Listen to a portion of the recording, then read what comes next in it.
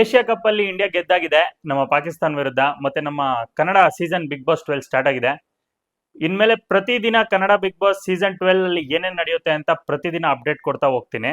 ಮತ್ತೆ ನಿನ್ನೆ ನಮ್ಮ ಕಿಚ್ಚ ಸುದೀಪ್ ಅವರ ಎಂಟ್ರಿ ಖಡಕ್ ಆಗಿತ್ತು. ಮತ್ತೆ ಈ ಸತಿ ಕಿಚ್ಚ ಸುದೀಪ್ ಅವರು ಹೊಸ ಸ್ಟೈಲ್ ಅಲ್ಲಿ ಒಳ್ಳೆ ಕರ್ಲಿ ಹೇರ್ಸ್ ಬಿಟ್ಕೊಂಡು ಸಖತ್ ಖಡಕ್ ಆಗಿ ಕಾಣಿಸ್ಕೊಂಡ್ರು. ಮತ್ತೆ ಮೇಯ್ನ್ ಆಗಿ ಬಿಗ್ ಬಾಸ್ ಅಲ್ಲಿ ಬರೋ ಪ್ರೋಮೋಗೆ ಈ ವರ್ಷ ಪ್ರತಿ ವರ್ಷನೂ ಒಂದು ಸಾಂಗ್ ಇರುತ್ತೆ. ಏನ್ ಹೇಳಿ, ಹೊರಗಡೆಯಿಂದ ಅರಮನೆ, ಒಳಗಡೆಯಿಂದ ಸೆರೆಮನೆ ಅಂತ. ಅದಕ್ಕೆ ಈ ವರ್ಷ ಪಕ್ಕ ಅರ್ಥ ಸಿಕ್ಕಿದೆ ಅಂತ ಹೇಳ್ತೀನಿ. ಯಾಕಂದ್ರೆ ಗಾರ್ಡನ್ ಅಲ್ಲಿ ನಿಂತ್ಕೊಂಡು ನೋಡಿದಾಗ ಬಿಗ್ ಬಾಸ್ ಮನೆ ಪಕ್ಕ ಮೈಸೂರು ಅರಮನೆ ತರನೇ ಕಾಣಿಸುತ್ತೆ. ಮತ್ತೆ ಒಳಗಡೆ ಹೋದಾಗ ಒಳ್ಳೆ ರಾಯಲ್ ಲುಕ್ಸ್ ಜೊತೆಗೆ ಸೆರೆಮನೆ ತರನೇ ಕಾಣಿಸುತ್ತೆ. ಸೊ ಈ ವರ್ಷ ಆ ಒಂದು ಸಾಂಗ್ಗೆ ಒಳ್ಳೆ ಅರ್ಥನೇ ಸಿಕ್ತು ಅಂತ ಹೇಳ್ಬೋದು. ಇದಾದ್ಮೇಲೆ ನಮ್ಮ ಕಿಚ್ಚ ಸುದೀಪ್ ಅವರು ಮನೆನ ಫುಲ್ಲು ಗ್ಲಾನ್ಸ್ ಮಾಡಿ ನೀಟಾಗಿ ತೋರಿಸಿದ್ರು. ಮತ್ತೆ ಈ ಬಾರಿ ನಮ್ಮ ಬಿಗ್ ಬಾಸ್ ಅಲ್ಲಿ ಕನ್ನಡ ಸಂಪ್ರದಾಯನ ಎತ್ತಿ ತೋರಿಸೋ ಎಲ್ಲಾ ಲಕ್ಷಣಗಳು ಎತ್ತು ಕಾಣ್ತಾ ಇದೆ. ಮತ್ತೆ ಎಂಟ್ರಿ ಕೂಡ ನೋಡ್ಬೋದು ನೀವು, ಎಲ್ಲಾ ಕಲಾ ತಂಡಗಳೊಟ್ಟಿಗೆ ನಮ್ಮ ಕಿಚ್ಚ ಸುದೀಪ್ ಅವರು ಎಂಟ್ರಿ ಕೊಟ್ಟಿದ್ದು. ಮತ್ತೆ ಇದಾದ್ಮೇಲೆ ನಮ್ಮ ಮಾಸ್ಕ್ ಮ್ಯಾನ್ ಅಂತಾನೆ ಜನರಲ್ಲಿ ಒಂದು ತುಂಬಾ ಕ್ಯೂರಿಯಾಸಿಟಿ ಮೂಡಿಸಿದ್ರು. ಮತ್ತೆ ಇವರು ಎಲ್ಲರ ಹತ್ರ ಹೋಗ್ಬಿಟ್ಟು ಇಂಟರ್ವ್ಯೂ ಮಾಡಿ, ನಾನು ಬಿಗ್ ಬಾಸ್ಗೆ ಹೋಗ್ತಾ ಇದ್ದೀನಿ ಈ ಸತಿ ಅಂದ್ರೆ ನಂಬ್ತೀರಾ ನೀವು ಅಂತೆಲ್ಲ ಕೇಳ್ತಾ ಇದ್ರು ಜನರು. ಕೆಲವರು ಪಾಸಿಟಿವ್ ರೆಸ್ಪಾನ್ಸ್ ಕೊಡ್ತಾ ಇದ್ರು, ಕೆಲವರು ನೆಗೆಟಿವ್ ರೆಸ್ಪಾನ್ಸ್ ಕೊಡ್ತಾ ಇದ್ರು.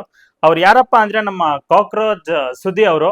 ಮತ್ತೆ ಅವರು ತುಂಬಾನೇ ಯಾಕೆ ಕ್ಯೂರಿಯಸ್ ಮೂಡಿಸಿದ್ರು ಅಂದ್ರೆ, ಅವರು ಆಚೆಗಡೆ ಇಂಟರ್ವ್ಯೂಸ್ ಅಲ್ಲೆಲ್ಲ ಹೇಳ್ತಾ ಇದ್ರು ನಾನು ಬಿಗ್ ಬಾಸ್ಗೆ ಸಂಭಾವನೆಗೆ ಹೋಗೋದು ಅಂತ ಹೇಳ್ಬಿಟ್ಟು. ಬಟ್ ಈ ಸತಿ ಪರ್ಸನಲ್ ಆಗಿ ಏನ್ ಹೇಳಿದ್ರಪ್ಪ ಅಂದ್ರೆ, ಬಿಗ್ ಬಾಸ್ ಅಲ್ಲಿ ನಾನು ಸಂಭಾವನೆಗೋಸ್ಕರ ಬಿಗ್ ಬಾಸ್ಗೆ ಹೋಗ್ತಾ ಇಲ್ಲ, ನಾನು ಎಲ್ಲಾ ಕ್ಯಾಮ್ರಾ ಕಣ್ಣುಗಳಿಗೂ ನಾನು ಕಾಣಿಸ್ಕೋತೀನಿ. ಸೊ ನಾನು ಹೆಸರು ಮಾಡ್ಬೋದು, ನಾನೇನು ಅಂತ ಜನರಿಗೆ ತೋರಿಸ್ಬೋದು ಅಂತ ಒಂದು ಹೇಳೋ ರೀತಿಯಲ್ಲಿ ಹೇಳ್ತಾ ಇದ್ರು.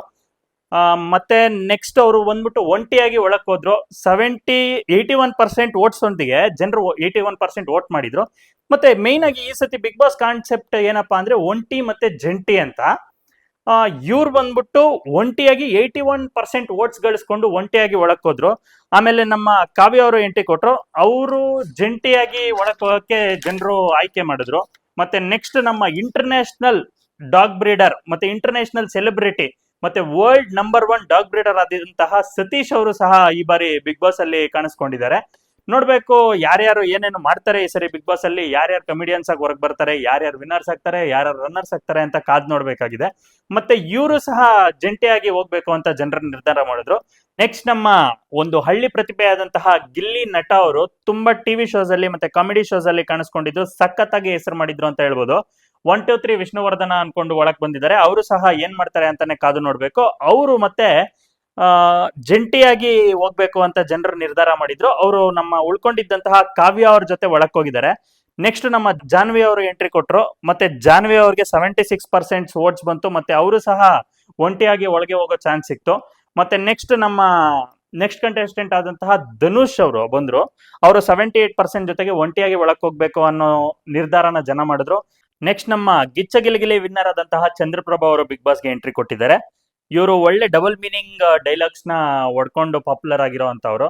ಪಾಪ ಇವರು ಸಹ ಒಂದು ಹಳ್ಳಿ ಪ್ರತಿಭೆ ಅಂತಾನೆ ಹೇಳ್ಬೋದು. ಇವ್ರಿಗೂ ಸಹ ಒಳ್ಳೆ ರೀತಿಯಲ್ಲಿ ಜನ ಸಪೋರ್ಟ್ ಮಾಡ್ತಾರೆ ಅಂತ ಅನ್ಕೊಂಡಿದ್ದೀನಿ. ಮತ್ತೆ ಇವ್ರನ್ನ ಜನ ಜಂಟಿಯಾಗಿ ಒಳಕ್ ಹೋಗ್ಬೇಕು ಅಂತ ನಿರ್ಧರಿಸಿದ್ರು.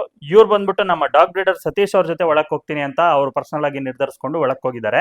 ನೆಕ್ಸ್ಟ್ ನಮ್ಮ ಖ್ಯಾತ ಧಾರಾವಾಹಿ ಸಿಲ್ಲಿ ಲಿಲ್ಲಿ ಇದರಲ್ಲಿ ಧಾರಾವಾಹಿದಲ್ಲಿ ನಟಿಸಿರುವಂತಹ ನಟಿ ಬಂದಿದ್ದಾರೆ, ಮಂಜು ಭಾಷಿಣಿ ಅವರು. ಅವರಾದ್ಮೇಲೆ ರಾಶಿಕಾ ಶೆಟ್ಟಿ, ಯೋಗರಾಜ್ ಭಟ್ರ ನಿರ್ದೇಶನದಲ್ಲಿ ಮಾಡಿರುವಂತಹ ಮನದ ಕಡಲು ಅನ್ನೋ ಪಿಕ್ಚರ್ ಅಲ್ಲಿ ಕಾಣಿಸ್ಕೊಂಡಿದ್ದಂತಹ ರಕ್ಷಿತಾ ಶೆಟ್ಟಿ ಅವರು ಬಂದಿದ್ದಾರೆ. ಅದಾದ್ಮೇಲೆ ಅಭಿಷೇಕ್ ಶ್ರೀಕಾಂತ್ ಅವ್ರು ಬಂದಿದ್ದಾರೆ. ಮತ್ತೆ ನಮ್ಮ ಹಳ್ಳಿ ಪ್ರತಿಭೆ ಆದಂತಹ ಮಲ್ಲಮ್ಮ ಅವ್ರು ಬಂದಿದ್ದಾರೆ. ಮತ್ತೆ ಅಶ್ವಿನಿ SN ಅವ್ರು ಬಂದಿದ್ದಾರೆ. ಮತ್ತೆ ಧ್ರುವಂತ್ ಅವ್ರು ಬಂದಿದ್ದಾರೆ. Rakshita Shetty, social media star, ಕರಾವಳಿ ಬೆಡಗಿ ರಕ್ಷಿತಾ ಶೆಟ್ಟಿ ಅವರು ಕೂಡ ಈ ದೊಡ್ಡ ಮನೆಗೆ ಈ ಬಾರಿ ಆಗಮಿಸಿದ್ದಾರೆ. ಮತ್ತೆ ಕರಿಬಸಪ್ಪ ಅವರು ಬಂದಿದ್ದಾರೆ. ಮತ್ತೆ ನಿಪನಾಳ, ನಾ ಡ್ರೈವರ ನೀಲವರ ಅಂತ ಸಾಂಗಲ್ಲಿ ತುಂಬಾನೇ ಪಾಪ್ಯುಲರ್ ಆದಂತಹ ನಿಪನಾಳ ಅವರು ಬಂದಿದ್ದಾರೆ.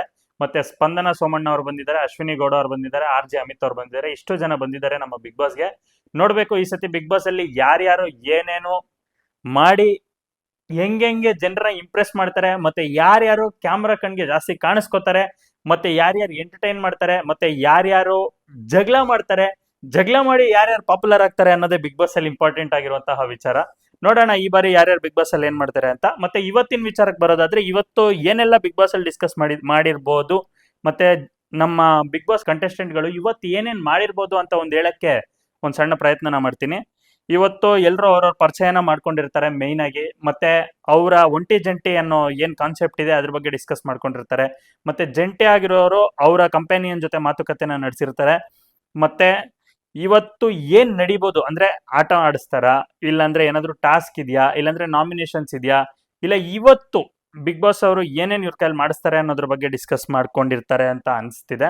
ನೋಡ್ಬೇಕು, ಇವತ್ತು ಸಂಜೆ ಕಾದು ನೋಡ್ಬೇಕು ಇವತ್ತು ಏನೇನ್ ನಡೆಯುತ್ತೆ ಅಂತ. ಮತ್ತೆ ನಾಳೆ ಸಿಗೋಣ. ಇದೇ ತರ ಬಿಗ್ ಬಾಸ್ ವಿಡಿಯೋಗಳಿಗಾಗಿ BB ವಿತ್ ನಿಖಿಲ್ ಅನ್ನೋ ಚಾನಲ್ ನ ಫಾಲೋ ಮಾಡಿ. ನಿಮ್ಗೆ ಏನೇ ಡೌಟ್ಸ್ ಇರ್ಲಿ ಕಮೆಂಟ್ ಬಾಕ್ಸ್ ಅಲ್ಲಿ ತಿಳಿಸಿ, ನಾನು ಅದಕ್ಕೆ ಆನ್ಸರ್ ಮಾಡ್ತಾ ಹೋಗ್ತೀನಿ. ಮತ್ತೆ ನಿಮಗೆ ಇದೇ ತರ ಅನ್ಸೀನ್ ಕಂಟೆಂಟ್ಸ್ಗೋಸ್ಕರ ನನ್ನ ಐಡಿನ ಫಾಲೋ ಮಾಡ್ಕೊಳ್ಳಿ, ಸಬ್ಸ್ಕ್ರೈಬ್ ಮಾಡಿ, ಕಮೆಂಟ್ ಮಾಡಿ. ಮತ್ತೆ ಇನ್ಸ್ಟಾಗ್ರಾಮ್ ಪೇಜ್ ಅಂತಹ ನಿಖಿ_CVS ಅನ್ನೋ ಪೇಜ್ ನ ಫಾಲೋ ಮಾಡಿ, ಶೇರ್ ಮಾಡಿ, ಲೈಕ್ ಮಾಡಿ, ಕಮೆಂಟ್ ಮಾಡಿ.